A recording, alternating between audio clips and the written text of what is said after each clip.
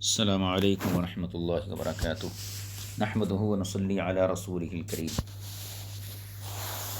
جامعہ انواریہ حیدرآباد باب العلم انواریہ educational society کے زیر اہتمام تفسیرات احمدیہ کا درس آپ کی خدمت میں پیش کیا جا رہا ہے۔ گزشتہ ہم نے مسئلہ نمبر 144 پڑھا تھا جزیے کے حوالے سے۔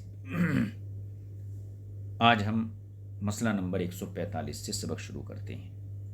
عنوان ہے سونے اور چاندی میں زکوٰۃ واجب ہونے کا بیان۔ یہ بہت اہم ترین مسئلہ ہے۔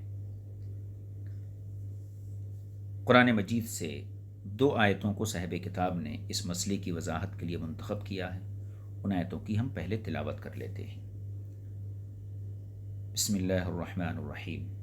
یا ایہا الذین آمنوا ان کثیرا من الاحبار والرہبان لیأکلون اموال الناس بالباطل ویصدون عن سبیل اللہ والذین یکنزون الذہب والفضة ولا ينفقونها فی سبیل اللہ فبشرهم بعذاب علیم یوم یحمى علیہا فی نار جہنم فتکوی بها جباہهم وجنوبهم وظہورهم هذا ما کنزتم لانفسکم فذوقوا ما کنتم تکنزون صدق اللہ العظیم۔ ان آیتوں کا معنی دیکھ لیجیے۔ یا ایہا الذین آمنوا، اے ایمان والو، ان کثیرا من الاحبار والرہبان، بہت سے احبار اور رہبان لوگوں کا مال، یأکلون اموال الناس، لوگوں کا مال کھاتے ہیں، بالباطلی، باطل طریقے سے، یعنی بہت سے احبار اور رہبان لوگوں کا مال ناحق طریقے سے کھاتے ہیں۔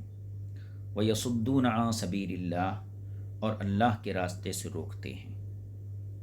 وَالَّذِينَ يَكْنِزُونَ الذَّهَبَ وَالْفِضَّةَ وَلَا يُنفِقُونَهَا فِي سَبِيلِ اللَّهِ، اور وہ لوگ جو سونا اور چاندی خزانہ بناتے ہیں، ذخیرہ کرتے ہیں، وَلَا يُنفِقُونَهَا فِي سَبِيلِ اللَّهِ، اور اسے اللہ کی راہ میں خرچ نہیں کرتے، فَبَشِّرْهُم بِعَذَابٍ أَلِيمٍ، تو آپ انہیں دردناک عذاب کی خوشخبری سنا دیجیے۔ یوم یحمى علیہا، اس دن، یوم یحمى علیہا فی نار جہنم،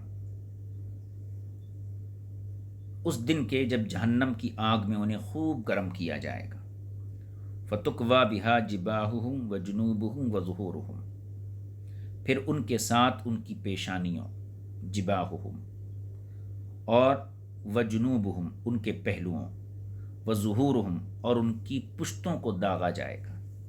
ھذا ما کنزتم لانفسکم، یہ ہے وہ جو تم نے اپنے لیے خزانہ بنایا تھا۔ فذوقوا ما کنتم تکنزون، پس جو تم جمع کرتے رہے اس کا مزہ چکھو یا اس کا مزہ لو۔ یہ اس کا مرادی معنی ہو گیا۔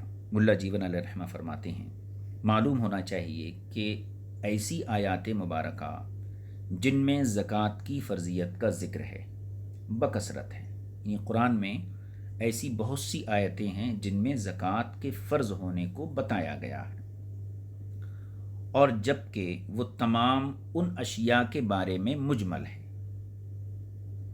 یعنی جو باقی آیتیں ہیں وہ چیزوں کے بارے میں مجمل ہیں جن پر زکوٰۃ واجب ہے، مثلا سونا، چاندی اور چوپائے وغیرہ۔ تو قرآن میں بہت سی آیتیں ہیں جن میں زکوٰۃ کی فرضیت کو بیان کیا گیا ہے، لیکن ان چیزوں کے بارے میں وہ مجمل ہیں جن پر زکوٰۃ واجب ہے۔ اور یہ آیتیں جو ابھی یہاں ذکر کی گئیں 2، یہ آیتیں زیر بحث، یعنی یہ آیات زیر بحث، یعنی جو آیتیں ابھی یہاں متن میں ذکر کی گئی ہیں، یہ آیتیں جو ہیں سونے اور چاندی کے بارے میں مختص ہیں، یعنی خاص طور پر سونے اور چاندی کا نام لے کر بیان کیا گیا ہے، اور ادھر نفس وجوب زکوٰۃ بھی نماز کی طرح شہرت کے اعتبار سے مطلق ہے، یعنی ایک طرف فرضیت زکوٰۃ کی بکثرت آیتیں ہیں قرآن میں، لیکن زیادہ تر آیتیں ان چیزوں کے بارے میں مجمل ہیں جن پر زکوٰۃ ہے، اور یہ آیتیں جو یہاں ذکر کی گئی ہیں یہ سونے چاندی کے ساتھ خاص ہیں۔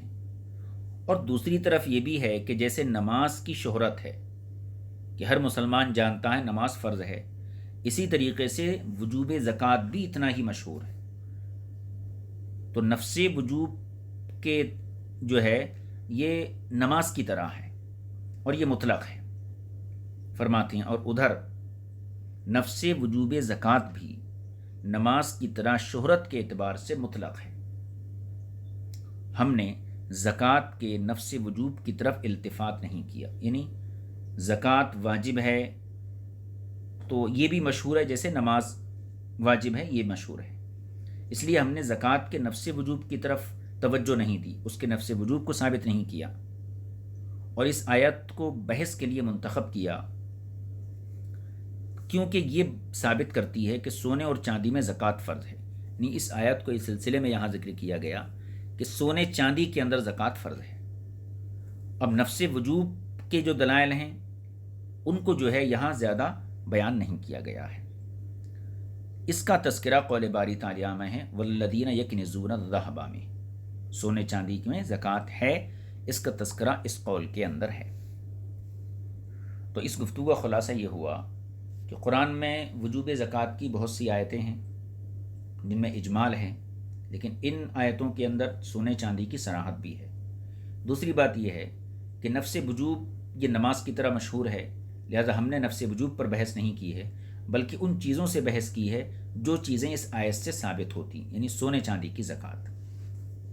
اب دیکھیے فرماتے ہیں آیت کریمہ کا ابتدائی حصہ احبار اور رہبان کی مذمت میں وارد ہوا ہے، یعنی یہود و نصارہ کے جو علماء تھے، ان کے مذہبی پیشوا تھے، ان کے گرو تھے، ان کی مذمت آیت کے ابتدائی حصے میں بیان کی گئی ہے۔ فرماتے ہیں آیت کریمہ کا ابتدائی حصہ احبار و رہبان کی مذمت میں وارد ہوا ہے، یعنی قوم یہود کے علماء اور زاہدین اور اسی طرح نصارہ کے مذہبی پیشواؤں کے بارے میں، پیشواؤں کی اس بارے میں مذمت کی جا رہی ہے۔ کس بارے میں؟ کہ یہ لوگ باطل طریقوں سے مال بٹورتے ہیں، مال حاصل کرتے ہیں، چاہے وہ یہودیوں کے علماء ہوں یا نصارہ کے علماء ہوں، ان کی مذمت کی گئی اور لوگوں کو یہ اللہ کے راستے سے روکتے تھے، باطل طریقے سے مال جمع کرتے تھے اور لوگوں کو اللہ کی طریقے سے روکتے تھے۔ یہ دونوں چیزیں احبار اور رہبان کے اندر تھی، یہودیوں کے علماء اور عیسائیوں کے علماء۔ یہ باتیں ہمارے مقصود سے تعلق نہیں رکھتی ہیں، اس لیے ہم ان کی تفصیل و تشریح میں توجہ نہیں دیں گے۔ ہمارا مقصود جو ہے یہ اللہ تعالیٰ کا قول ہے والذین یکنزون الذھب والفضہ، اس پر بحث کی جائے گی۔ فرماتے ہیں یہ جملہ مبتدا ہے، والذین یکنزون الذھب والفضہ یہ مبتدا ہے، کہاں تک؟ ولا ينفقونها فی سبیل اللہ پورا، اور فبشرہم بعذاب علیم یہ اس کی خبر ہے۔ اور ان لوگوں سے مراد یعنی سونے چاندی کو جو ذخیرہ کرتے تھے یہ کون لوگ تھے؟ تو اس سے مراد یا تو احبار و رہبان ہیں، یعنی یہود و نصارہ کے علماء ہیں، کیونکہ اس سے متصل انہی کا ذکر ہوا ان کثیرا من الاحبار والرہبان۔ تو ایک صورت تو یہ ہے کہ سونے چاندی جو لوگ جمع کرتے ہیں اس سے مراد یہود و نصارہ کے علماء ہیں، جیسا کہ اس کا تذکرہ اس سے متصل گزرا۔ اس اعتبار سے یہ آیت کریمہ ان پیشواؤں کے بارے میں دوہری مذمت پر دلالت کرے گی، یعنی اگر یکنزونہ کا فاعل احبار و رہبان ہوں تو پھر یہ آیت کریمہ کے ذریعے دوہری مذمت بیان کی جا رہی ہے ان لوگوں کی۔ ایک یہ کہ یہ لوگ رشوت لینے کے عادی تھے، یہ مذمت ہوئی جو پہلے ذکر کر دی گا لَيَأْكُلُونَ أَمْوَالَ النَّاسِ بِالْبَاطِلِ۔ دوسری مذمت یہ کہ مال کی زکوٰۃ ادا نہیں کرتے تھے، یہ دوہری مذمت ہوئی، بلکہ اس کو خزانہ بناتے۔ تو یہ تو صورت تھی جبکہ الذی یکنزونہ کا فاعل احبار یہود یا رہبان نصارہ سے لیا جائے۔ اچھا، اگر اس سے مراد مسلمان ہوں، یعنی مسلمان جو سونے چاندی کو جمع کرتے ہیں، تو فرماتے ہیں یا اس سے مراد وہ مسلمان ہیں جو مال زکوٰۃ کو جمع کرتے رہتے ہیں اسے اللہ کے راستے میں خرچ نہیں کرتے۔ ایسے مسلمانوں کو احبار و رہبان کے ساتھ، جو کہ رشوت لینے کے عادی تھے، ایک جگہ ذکر کرنے سے مقصود یہ ہے کہ اس فعل کی سخت برائی ذکر کی جائے۔ یعنی اگر والذین یکنزون الذہب کا فاعل احبار و رہبان ہوں تو پھر ان کی دوہری مذمت ہوئی۔ ایک تو یہ کہ وہ رشوت لیتے تھے، دوسرے یہ کہ زکوٰۃ ادا نہیں کرتے تھے۔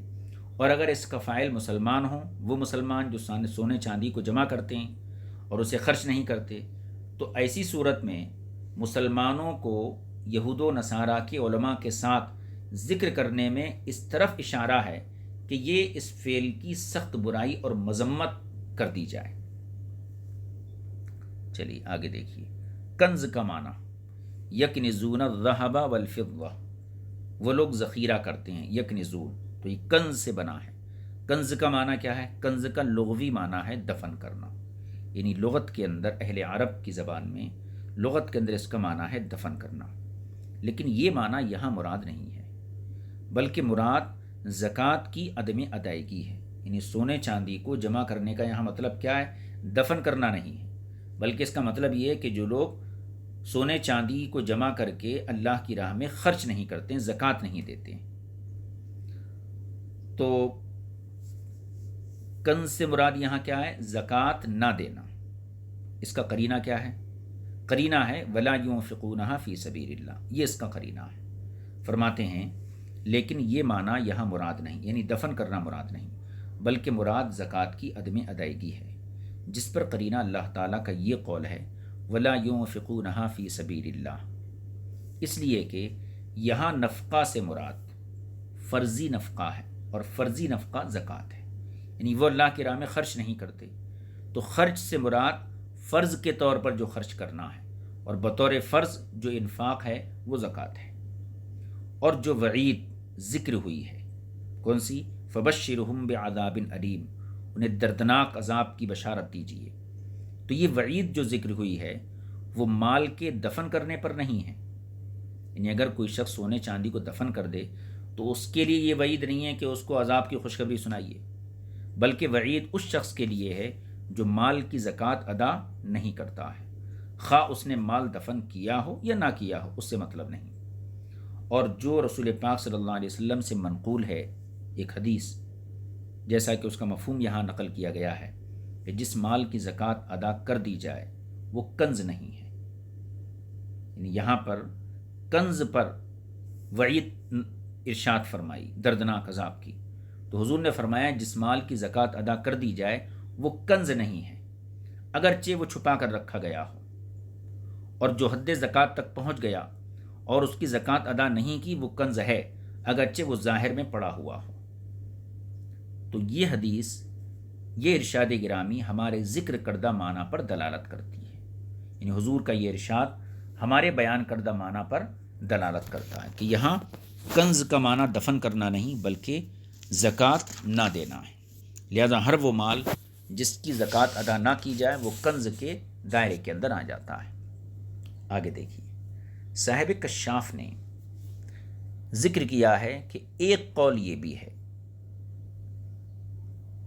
ایک قول یہ بھی بیان کیا گیا ہے کہ زکوٰۃ کی فرضیت نے آیت کنز کو منسوخ کر دیا، یہ ایک قول صاحب کشاف نے ذکر کیا ہے۔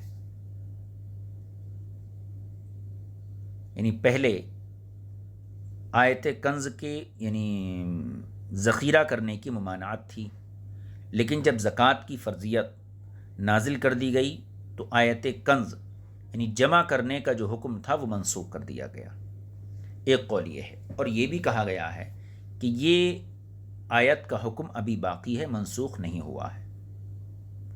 آیت کریمہ میں اللہ تعالیٰ کے راستے میں خرچ کرنے سے مراد زکوٰۃ ادا کرنا ہے، اور اس سے منع کرنا زکوٰۃ ادا نہ کرنا ہے۔ اور حضور سرور کائنات صلی اللہ علیہ وسلم کی قول مبارک، جس کا مفہوم یہاں ذکر کیا گیا ہے کہ جس نے سونا اور چاندی چھوڑا اسے ان سے داغا جائے گا، اور اس جیسی اور روایات جو حضور اکرم صلی اللہ علیہ وسلم سے مروی ہیں، کہا گیا ہے یہ ارشادات مبارکہ زکوٰۃ کی فرضیت سے قبل کے ہیں، یعنی حضور کے اس قسم کے ارشادات جس میں سونے چاندی کو جمع کرنے سے منع کیا گیا ہے، تو یہ تمام حدیثیں زکوٰۃ کی فرضیت سے پہلے کی ہیں۔ لیکن جب زکوٰۃ فرض ہو گئی اور اس کی کسی نے ادائیگی کر دی تو اس کا مال یقیناً طیب ہو گیا، پاکیزہ ہو گیا۔ اور یہ حقیقت ہے کہ بہت سے صحابہ کرام جیسے حضرت عبد الرحمن بن عوف، طلحہ بن عبید اللہ رضی اللہ تعالی عنہما وغیرہ مال کو جمع کیا کرتے تھے اور اس میں تصرف بھی کیا کرتے تھے، اور ان حضرات کو ان لوگوں میں سے کسی نے طعنہ نہیں دیا جو اس فعل سے دور رہتے تھے، یعنی دوسرے صحابہ جو مال جمع نہیں کرتے تھے اور غربت کی زندگی گزارتے تھے، تو ان صحابہ نے ان امیر صحابہ کو کبھی طعنہ نہیں دیا۔ اس کی وجہ یہ ہے کہ دور رہنے والے حضرات جو مال و دولت کو جمع کرنے سے دور رہتے تھے، وہ صحابہ اس بارے میں افضل کام کو اختیار کرنے والے ہیں، اور مال و متاع کو جمع رکھنا یہ مباح ہے، ایسا کرنے والے کی مذمت نہیں کی جائے گی۔ آیت کریمہ کا مضمون، اس کا خلاصہ یہ ہے، بعض وجوہ قاضی بیضاوی اور صاحب مدارک نے بھی ذکر کی، اس کی کچھ توجیحات قاضی بیضاوی نے اور صاحب مدارک نے بھی بیان کی ہیں۔ اب آگے دیکھیے قول باری تعالیٰ، وَلَا يُنْفِقُونَهَا، اور اس کو خرچ نہیں کرتے ہیں اللہ کے راستے میں۔ تو يُنْفِقُونَهَا میں جو ہا ضمیر ہے یہ ضمیر مؤنث منصوب یعنی مفعول کی ضمیر ہے، اس کا جو مرجع ہے یہ سونا اور چاندی دونوں ہیں۔ وَلَا يُنْفِقُونَهَا فِي سَبِيلِ اللَّهِ، تو ہا یہ ضمیر تو مؤنث کی ہے، لیکن اس کا مرجع صرف سونا یا صرف چاندی نہیں بلکہ دونوں ہیں۔ تو ہونا کیا چاہیے تھا؟ جب دو چیزیں اس کا مرجع ہیں تو وَلَا يُنْفِقُونَ ہونا چاہیے، لیکن ضمیر کو واحد لایا گیا، کیوں؟ دیکھیے فرماتے ہیں کہ ضمیر مؤنث منصوب یعنی ہا، اس کا مرجع سونا چاندی دونوں ہیں، لیکن لفظوں کے اعتبار سے نہیں بلکہ معنی کے اعتبار سے۔ لفظ کا اعتبار کیا جائے تو پھر اس کو مؤنث تثنیہ ہونا چاہیے تھا، لیکن معنی کے اعتبار سے اس کو مرجع بنایا گیا ہے، اس لیے کہ ان دونوں میں بکثرت دینار اور درہم ہوتے ہیں، اور وحدت جمعیت کی صلاحیت رکھتی ہے، جیسا کہ حضرت علی کرم اللہ تعالی وجہ الکریم فرماتے ہیں 4000 اور اس سے کم نفقہ ہے اور اس سے زیادہ کنز ہے، اس سے زیادہ کنز ہے۔ تو گویا کہ ایک مقدار کے بعد چیز پر کنز کا اطلاق ہوتا ہے اور اس مقدار سے پہلے وہ نفقہ کہلاتا ہے۔ تو ایک صورت تو یہ ہے کہ ہاں کا مرجع سونے چاندی دونوں کو لیا جائے جس کو بیان کر دیا، یا پھر اس ضمیر کا مرجع کنوز اور اموال ہیں، یعنی خزانے اور اموال ہیں، کیونکہ زکوٰۃ ان سب میں فرض ہوتی ہے، سونے چاندی کے خزانوں پر بھی ہوتی ہے اور دیگر اموال پر بھی ہوتی ہے۔ رہی یہ بات کہ اگر اس سے مراد کنوز اور اموال ہیں، پھر سونے اور چاندی کی تخصیص کیوں کی گئی؟ یہاں پر خاص طور پر یکنزون الذہب والفضہ، سونے چاندی کو خاص طور پر بیان کیا گیا، تو اس کا جواب یہ ہے کہ یہ دونوں چیزیں ایسی ہیں جن سے آدمی مالدار کہلاتا ہے، اس لیے ان کی تخصیص کی گئی۔ یا پھر اب تیسری صورت، ضمیر کا مرجع صرف فضہ ہو، یعنی صرف چاندی ہو، جو کہ بالکل اس کے قریب ہے، الذین یکنزون الذہب والفضہ ولا ينفقونها فی سبیل اللہ، تو ولا ينفقونها سے متصل جو ہے فضہ کا لفظ ہے، لہذا فضہ یعنی چاندی کو اس کا مرجع مان لیا جائے جو قریب ہے۔ اس اعتبار سے یہ اس بات کی دلیل بنے گی کہ جب چاندی کا یہ حکم ہے کہ جو اس کو خرچ کرنا کرے اس کے لیے دردناک عذاب کی وعید ہے، کہ جب چاندی کا یہ حکم ہے تو سونے کا بطریقہ اولا یہ حکم ہوگا، جیسا کہ صاحب بیضاوی نے ان توجیحات کو ذکر کیا ہے۔ ملا جیون کہتے ہیں کہ اس صورت میں شاید اصل عبارت یوں ہوگی، وَلَا يُنْفِقُونَهَا وَالذَّهَبَ، یعنی جب کہ ہاں ضمیر کا مرجع فضہ بنائیں گے تو پھر اصل عبارت یوں ہوگی کہ وہ لوگ اس کو یعنی چاندی کو اور سونے کو خرچ نہیں کرتے، جیسا کہ کسی کے قول میں ہے فَأَنَّا وَقِيَارُبُهَا لَغَرِيبٌ، یعنی قیار بھی غریب ہے، اسے صاحب کشاف اور صاحب مدارک نے ذکر کیا ہے، اور یہی صورت قول باری تعالیٰ یحما علیہا فی ناری جہنما میں ضمیر مجرور کی ہے۔ یحما علیہا جو ہاں ضمیر کا مرجع ہے، ان کو گرم کیا جائے گا، یحما علیہا فی ناری جہنم، یعنی ان سونے تو ہاں ضمیر کا مرجع جو توجیحات یہاں ذکر کی گئیں ینفقونہا میں، وہی توجیحات یوم یحما علیہا کے اندر ذکر کی جائیں گی۔ اصل میں تحمن نار تھا یہ، لیکن آگ کے لیے گرم کیا جانا بطور مبالغہ ذکر فرمایا ہے۔ پھر لفظ النار کو حذف کیا گیا اور فعل جار و مجرور کی طرف مسند کر دیا گیا تاکہ تنبیہ ہو جائے کہ مقصود یہی ہے۔ پھر مؤنث کے صیغے سے مذکر کے صیغے کی طرف انتقال کیا گیا، آنا تھا مؤنث کا تحمہ لیکن یحمہ آیا، لہذا معنی یہ ہوگا یوم توقد النار ذات حمی شدید علیہا فتکوی بہا جباہہم و جنوبہم، یعنی جس دن سونے چاندی پر ایسی آگ جلائی جائے گی جو شدید گرم ہوگی، پھر ان کے ساتھ ان کی پیشانیوں اور پہلوؤں کو داغا جائے گا۔ اللہ تعالیٰ نے داغنے کے لیے ان کے اعضاء کو مخصوص کیا، 3 اعضاء کو، پیشانی، پہلو اور پیٹھ۔ تو ان 3 اعضاء کو اس لیے مخصوص کیا گیا کیونکہ جب یہ لوگ کسی فقیر کو دیکھتے ہیں تو ناک منہ چڑھاتے ہیں، لہٰذا ان کی پیشانیوں کو داغا جائے گا، اور جب کسی محفل میں کسی فقیر کے ساتھ ان کے بیٹھنے کا اتفاق ہوتا تو وہاں سے یا تو اٹھ کر جاتے یا پھر اس کی طرف پہلو کر کے بیٹھ جاتے، لہٰذا اس لحاظ سے ان کی کروٹوں کو داغا جائے گا۔ ایک صورت تو یہ ہے کہ ان اعضاء کا خاص اعضاء کا یہاں تذکرہ کیا گیا، اور دوسری صورت یہ ہے یا اس لیے کہ ان اعضاء کو مخصوص فرمایا کہ یہ چاروں اطراف، یہ چاروں جو حصے ہیں، پیشانی، پہلو اور کہنا چاہیے ان کی پیٹھیں، یہ جو اعضاء ہیں، یہ 3 جو حصے ہیں بدن کے، یہ انسان کے چاروں اطراف کے اصول ہیں۔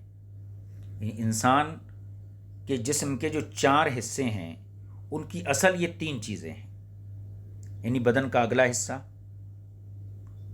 اس کا پچھلا حصہ اور پہلو، اس لیے کہ انہوں نے مال و متاع اور سونے چاندی کو اس لیے جمع کیا اور زکوٰۃ نہ دی تاکہ غنی ہو کر وجاہت طلب کی جائے، عزت طلب کی جائے، اور خواہشات کو ابھارنے والے کھانے کھائے جائیں، اور اعلیٰ قسم کا لباس زیب تن کیا جائے۔ یہ ایک صورت ہو گئی۔ ایک صورت یہ ہے ان کے مخصوص کرنے کی، یا اس لیے یہ مخصوص اعضاء ظاہری میں سب سے اشرف و اعلیٰ ہیں۔ جو انسان کے ظاہری اعضاء ہیں ان میں اعلیٰ و اشرف یہ اعضاء ہیں، اس لیے ان کو بطور خاص ذکر کیا گیا۔ فرماتے ہیں یا اس لیے کہ یہ مخصوص اعضاء ظاہری میں سے اشرف اور اعلیٰ ہیں، کیونکہ انہی میں دل، دماغ اور جگر وغیرہ موجود ہے۔ یہ تمام باتیں تفسیر بیضاوی میں مذکور ہیں۔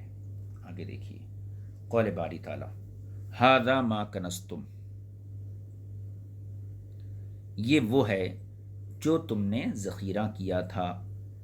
تو فرماتے ہیں کہ یہ قول یقال و مقدر کا مقولہ ہے، مطلب یہ ہے انہیں قیامت کے دن کہا جائے گا کہ یہ ہے وہ جسے تم نے خزانہ بنایا تھا تاکہ تم اس کے ذریعے اپنی جانوں اور اپنی ذاتوں کو نفع پہنچاؤ، پس اس مال کا وبال چکھو جسے تم خزانہ بنا کر رکھتے تھے اور اس کی زکوٰۃ ادا نہیں کرتے تھے، یا تمہارے خزانہ بنانے والے سونے کا وبال چکھو، لیکن اس آخری معنی کے لیے لفظ ما کو موصولہ یا مصدریہ بنانا پڑے گا اور مضاف حذف ہوگا۔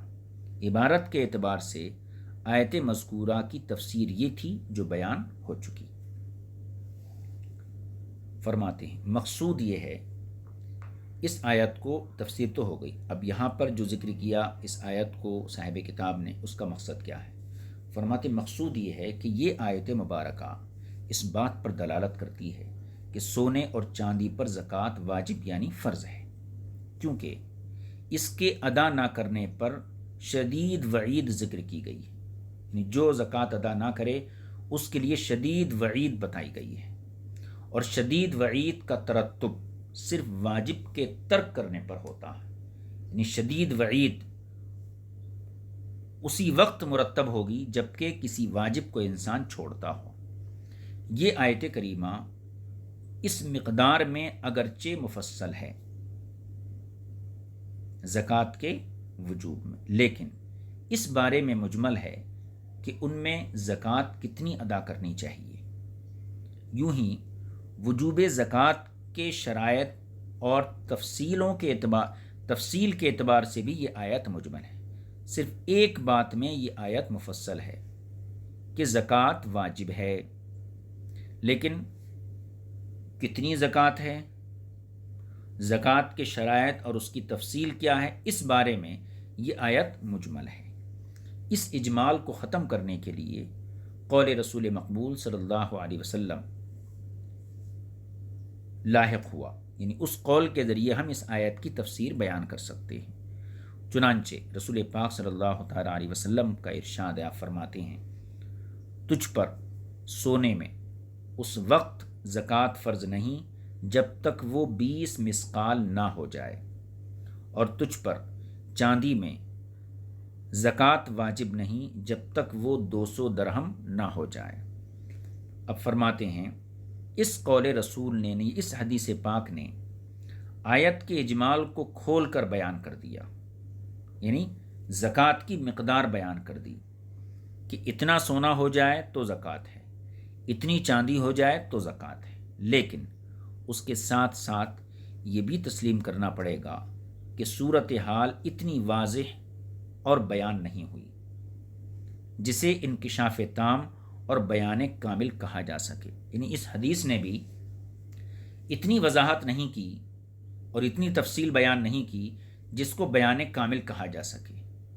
لہٰذا ہم نے ایسے معنی یعنی علت کو طلب کیا، ایسی چیز کو تلاش کیا جو وجوب زکوٰۃ میں مؤثر ہو، یعنی جس کی وجہ سے زکوٰۃ واجب ہوتی ہے، اور یہ مثلاً یہ ہے کہ سونے اور چاندی کے نصاب پر مکمل سال گزر جائے اور یہ نصاب تمام اصلی حاجتوں سے فارغ ہو اور کسی آزاد مکلف کی مکمل اور تام ملکیت میں ہو اور اس کے پاس موجود بھی ہو، وغیرہ وغیرہ۔ ایسے شرائط کتب فقہ میں مذکور ہیں۔ یہی حال ان تمام اشیاء کا ہے جن میں زکوٰۃ فرض ہے، اور یہ تقریر میں نے اہل اصول کی اس گفتگو سے اخذ کی ہے جو انہوں نے وآتوا الزکوٰۃ کے تحت مجمل کی بحث کرتے ہوئے لکھی ہے۔ کچھ معمولی سا تغیر اور تبدل میری اپنی طرف سے بھی ہے، اگر تم غور کرو گے تو معلوم ہو جائے گا اور پوشیدگی نہیں رہے گی۔ آگے فرماتے ہیں، میرا خیال یہ ہے کہ یہ آیت کریمہ مردوں اور عورتوں کے حق میں عام ہے، یعنی دونوں پر زکوٰۃ ہے، جو بھی مالک ہوگا نصاب کا اس پر زکوٰۃ ہے، چاہے وہ مرد ہو چاہے وہ عورت ہو۔ اگرچہ اس صیغے میں، یعنی جو صیغے یہاں استعمال کیے گئے ہیں، جو استعمال ہوئے ہیں، وہ سب مذکر کے صیغے ہیں۔ والذین یکنزون الذهب والفضة، یکنزون یہ بھی مذکر کا صیغہ ہے، ولا ينفقون یہ بھی مذکر کا صیغہ ہے، فبشرہم انہیں بشارت سناؤ دردناک عذاب کی، یہ بھی مذکر کا صیغہ ہے۔ تو یہاں اگرچہ سارے صیغے مذکر کے لیے استعمال کیے گئے ہیں، لیکن صحیح یہ ہے کہ یہ حکم دونوں کے لیے عام ہو۔ لہذا یہ آیت اس کی بھی دلیل بن جائے گی کہ عورتوں پر بھی ان کے زیورات میں زکوٰۃ لازم ہے، اور ہو سکتا ہے کہ آیت کریمہ، یعنی یہ آیت کریمہ میں جو پیشانی، پہلو اور پیٹھ ہے جس کا تذکرہ آیا ہے، یوم یحمى علیہا فی نار جہنم فتقوی بہا جباہہم وجنوبہم وظہورہم، ان تین چیزوں کے داغنے کا جو تذکرہ آیا ہے، تو اس سے مراد عورتوں کے وہ اعضاء ہوں جن پر زیورات پہنے جاتے ہیں۔ لہذا یہ آیت امام شافعی رضی اللہ تعالیٰ عنہ کے مذہب کے خلاف بھی دلیل بنے گی، کیونکہ آپ کے نزدیک عورتوں کے زیورات میں زکوٰۃ واجب نہیں ہے۔ یہ بات ہو گئی۔ اصول ابن حاجب رحمۃ اللہ علیہ کی شرح میں مذکور ہے کہ ایسا عام جو مدح اور مذمت کے لیے ذکر کیا گیا ہو، یعنی وہ لفظ عام جو کسی تعریف میں یا کسی مذمت میں ذکر کیا جائے، وہ ہمارے نزدیک عموم کے لیے ہے۔ امام شافعی رضی اللہ تعالیٰ عنہ کا اس میں اختلاف ہے، اسی لیے ان کے نزدیک عورتوں پر ان کے زیورات میں زکوٰۃ واجب نہیں ہے، حالانکہ آیت کریمہ والذین یکنزون الذہب والفضہ یہ عام ہے جو زکوٰۃ کے مانعین کے لیے بیان کی گئی ہے۔ اسی انداز سے مذکورہ شرح میں آخر تک گفتگو کی گئی ہے۔ یہ مسئلہ یہاں اللہ کی توفیق سے مکمل ہو گیا، اور اس میں کافی تفصیلات تھیں، اور خاص طور پر جو آخری مسئلہ تھا کہ عورتوں کے زیور کی زکوٰۃ، امام شافعی کے یہاں یہ واجب نہیں ہے، اور اس کی بنیاد یہی ہے کہ عام جو مدح اور مذمت کے لیے ذکر کیا جائے ہمارے نزدیک عام ہوتا ہے، عموم کے لیے ہوتا ہے، امام شافعی کے یہاں عموم کے لیے نہیں ہوتا ہے۔ اب یہاں پر مذمت بیان کی گئی ہے زکوٰۃ نہ ادا کرنے کی، اور اس میں سارے صیغے مذکر کے ہیں، لہذا امام شافعی اس کو عام نہیں مانتے ہیں بلکہ یہ مردوں کے ساتھ خاص مانتے ہیں، لہذا جو زیورات عورتیں استعمال کرتی ہیں امام شافعی کے ان پر زکوٰۃ نہیں ہے۔ انشاءاللہ تعالی آئندہ مسئلے کو ہم آئندہ نشست میں ذکر کریں گے۔ صلی اللہ علی نبی المی الکریم وآلہ وصحبہ اجمعین، والحمد للہ رب العالمین۔ السلام علیکم ورحمۃ اللہ وبرکاتہ۔